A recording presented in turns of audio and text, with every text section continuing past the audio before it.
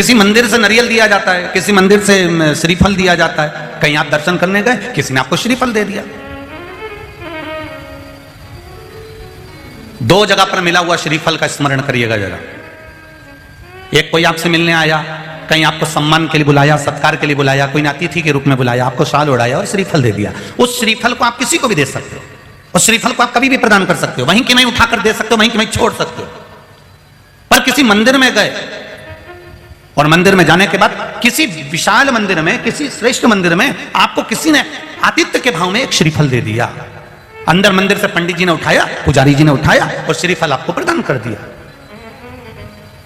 अब उस श्रीफल का तुम क्या करोगे? अब किसी को लगता है कि हम इसको फोड़ कर खा गए और अपमान हो गया तो भगवान का, और किसी को लगता है इस श्रीफल को हम अपने घर में कहीं लाल कपड़े में, कहीं पीला कपड़ा में, कहीं इस कपड़े में बांध के रख लेते हैं। महाराज, कई लोगों को लगता है इस श्रीफल को हम किसी दूसरे को देते हैं, पर भगवान का प्रसाद हमको मिला था, हम कैसे दूसरे को देते हैं? वो श्रीफल जो गुरु ने दिया है, वो श्रीफल जो मंदिर से मिला हुआ है, वो श्रीफल जो किसी ने प्रदान करा है, वो श्रीफल जो किसी सतगुरु के हाथ से मिल गया, वो श्रीफल जो मंदिर में हम दर्शन करने गए, पुजारी जी ने, पंडित जी ने भगवान के सामने उसको छुआ कर हमको दे दिया। उस श्रीफल की महत्वता का व्याख्यान वर्णन प्रसाद के रूप में होता है।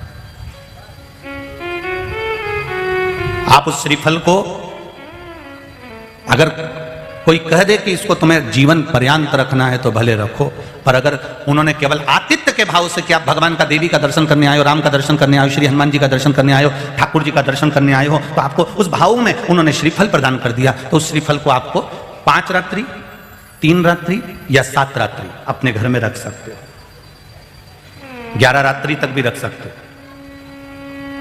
और यदि आप उससे प्रसाद में प्रयोग में लेना चाहते हैं तो प्रसाद में भी उसको पा सकते हैं। फिर कोई रात्रि को नहीं देखना आपको तो बस मिला, आपने 2-3 दिवस में उसको प्रसाद में प्रयोग में ले लिया।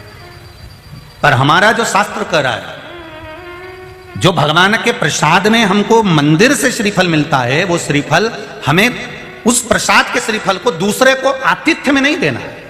हम बहुत गलती कर जाते हैं कई बार, उस श्रीफल को हमने बाकी के श्रीफल के साथ मिला लिया और मालूम पड़े वो दूसरे को चले गया। नहीं, या तो उसको प्रसाद के रूप में प्रयोग कर लो, या फिर उसको रखने के बाद में फिर किसी श्रेष्ठ जगह पर उसका विसर्जन हो जाए तो श्रेष्ठ। अब कितनी जगह गए तुम? पावागढ़ गए, वहां से माता जी ने नारियल दे दिया, वहां से लिया, फिर अंबाजी गए, वहां से नारियल लिया, फिर कहीं गए, वहां से नारियल लिया। अब इतना नारियल को तो तुम अपने बांध कर रखोगे नहीं। उसी तरह